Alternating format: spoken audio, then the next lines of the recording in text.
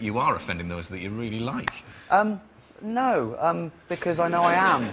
It's guaranteed I'm going to offend someone. But just because, you know, you're offended doesn't mean you're right, does it? I mean, I think that goes to show that he wasn't offended. This is the funny thing. Well, he turned up to do the show, didn't he? People are saying... That's part of the reason I got him in it, because everyone's going, oh, Johnny Depp was so offended. No, he wasn't. I called him up and he went, it was funny, it was great. You know, I get this once a week. Someone saying that I've offended someone else, usually. It's always someone offended on someone else's behalf, you know? And it's ridiculous. Of course he's not offended. He's the richest, most handsome man in the world. Why is he going to care about a fat bloke from Reading not liking the tourist? Well, we'll be talking more about the new show and the big stars that are in it a little bit later on. Yeah. But first, Ricky, are you into community spirit? Are you big on that?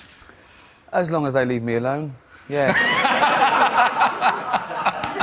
They can't get past the gates and the lasers and the dogs. I've got shutters on the windows. I often hide, pretending I'm out if someone comes to the door.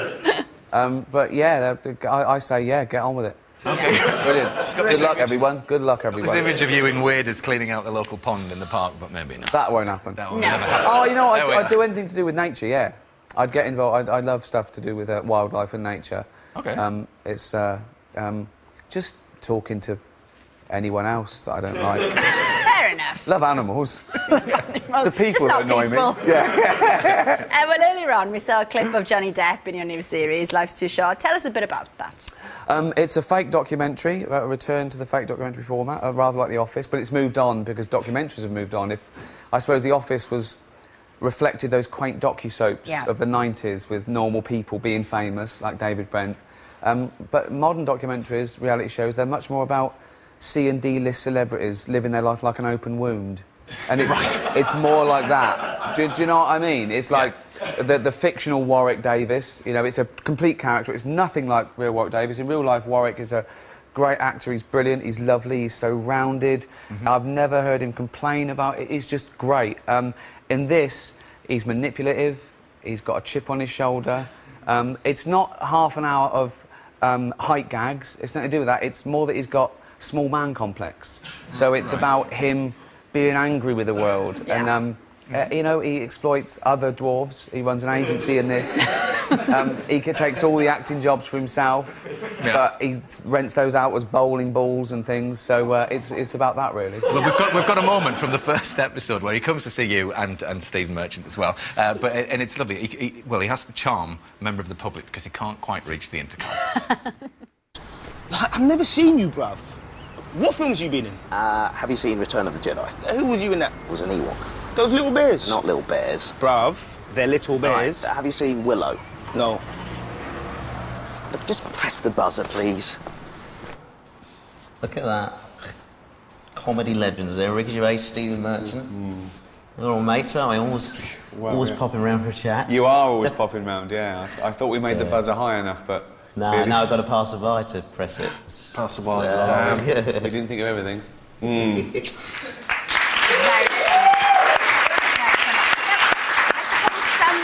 Would see it as a bit un-PC. I mean, especially a hilarious bit when Warwick falls out the car. But how do you keep it on the right side? I don't know what this is of this. It's un-PC. Well, they're already saying that, and I haven't seen it. They straight away assume it's going to be offensive because there's a dwarf involved. Well, that's their problem. That's their prejudice. They're assuming it's going to be cruel. I mean, and nothing could be further from the truth, as I say. But I don't know. There's no harm can come of discussing taboo subjects. That's why they're a problem with them, because they're taboo. If you talk about stuff intelligently, then I think problem is some people always confuse the target of a joke with the subject of a joke. You can talk about anything. You can talk about race, disability, as long as you know what you're doing with it. People are always going to be offended. They're always going to be offended, and there's nothing you can do about that. No. You know.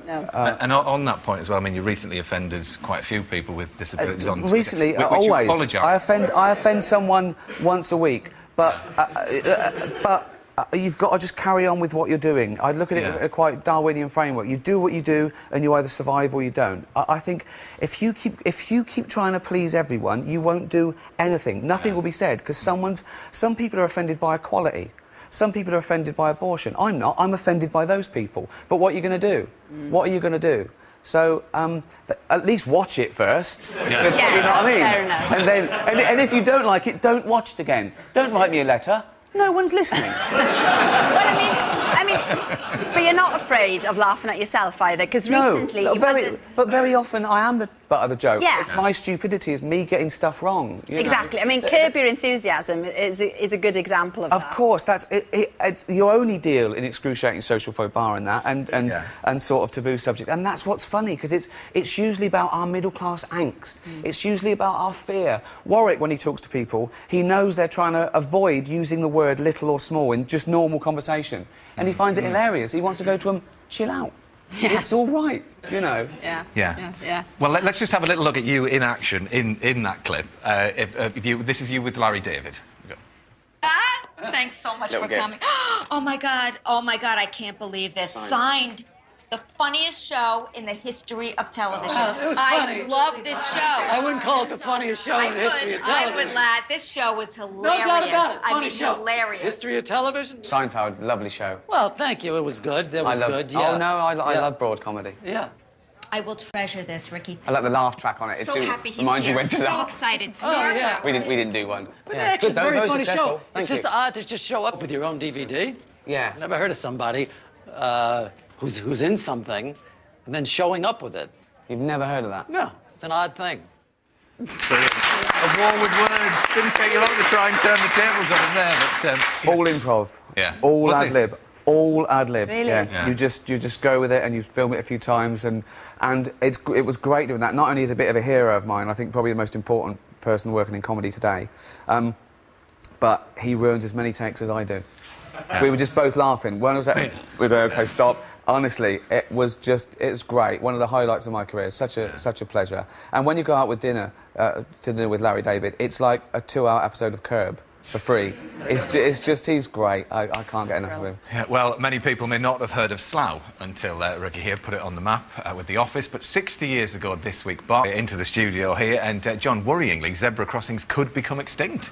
You've been looking into this for us. Well, yes, it's not... You mustn't worry too much about it. It's up to each local authority.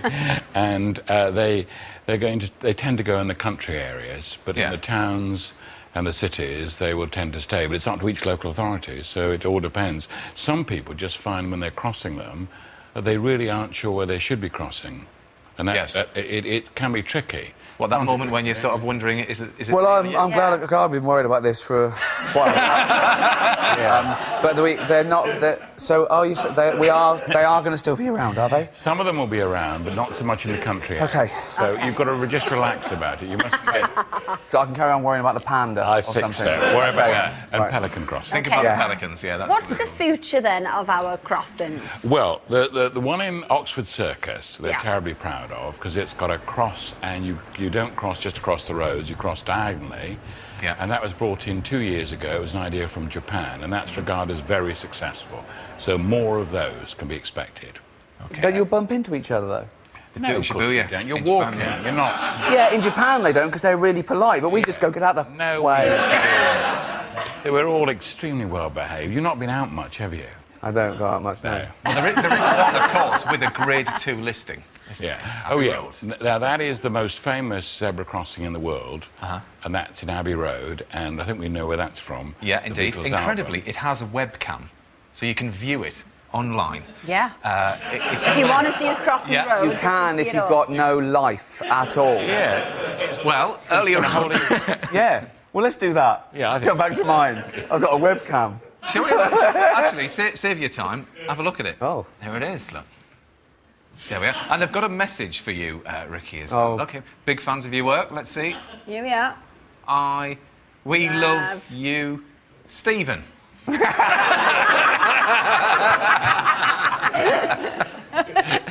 There you are. Brilliant. Thanks, John. Brilliant stuff. Thanks, John. Now then. Any better? To be honest with you, my legs are just going like Billy-O, and I'm just moving a lot. Look, that woman's just walking alongside now, just to give me some money, and that's the pace I'm going. She caught me up quite easily with a little jog and then just walked alongside for a bit. Well, I mean, you need all the help you can get. It looks like you're on a pedalo, not going anywhere. Oh, anyway. It's 8 days, man. It's the hill. 8 days. Downhill's great, flat's fine. Is this actually going out on television? Yeah. Yeah. Wow. But anyway, all of this effort will be nothing if people don't donate to children. And, in a second, Ricky, it's going to get even better because we want you to do the honours and let people know how they can text and donate. Right. While you do that, Pudsey has been learning the David Brent dance from The Office. So the sooner you give the details out, the better. Because has he still got a bad eye? Hasn't he? Yeah. National Health Service. Right. Just go and get that sorted out. Go on, Pudsey. He's off and running. Off he goes. So, Ricky, if you read away, he'll stop. Oh. If you want to donate, text the word MAC to 70705. Messages will cost £5 plus your standard network charge, and £5 goes to children in need. For full terms and conditions, visit the website bbc.co.uk. The One Show. Brilliant. Well done, Pudsey. So there you are. If you can donate, please do. And you too, Ricky. There's a bloke in that wanted to play Chekhov at the National. No! This is the only... Puts it all the way. Back to anyway, yes. Sit yourself down, mate. Back to your old show, safer ground. Let's have a look at Liam Neeson popping in for a little chat about career advice. Lovely. I'm here because I'm thinking of doing some comedy. Oh, right, like a comedy movie? No, on stage. Stand-up comedy, live comedy of some kind. OK, greengrocer. Tring. We're closed. I think the shop has to be opened for us to do the sketch. OK, sorry. Tring. Yes. I'd like to make a complaint. Yeah, I bought some fruit here yesterday, and when I got home, some of it was rotten. That's not my fault. Well, you know, it's your shop, and it was sold on your premises, so... I wasn't here. It doesn't matter, you know, you got to... I was at the doctor's. Yep, that's it. That's really good. Yeah, no. You're gonna storm it, boy. Brilliant. So there you are, Liam Neeson asking you for some career advice. So we thought... And of course he says the most horrendous things, which you had to cut out. I understand that. Yeah. I understand that. That's not a problem. That's not a problem. No. I've been censored. Right? But we found some people in the papers today who we thought might need a bit of Ricky advice. OK. Right, so here we go. OK, the first one. First of all, it's been a difficult few weeks for the Greek Prime Minister, George Papandreou. It seems Greece might run out of money in 2 weeks' time. The solution is?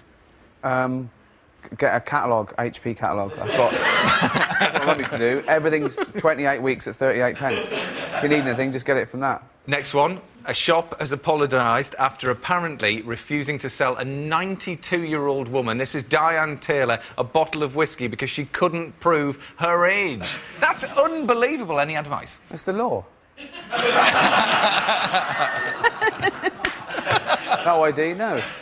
What if it turns out she was just a really stressed 9-year-old? Maybe soon. Quite right. No ID, no whiskey. Yeah.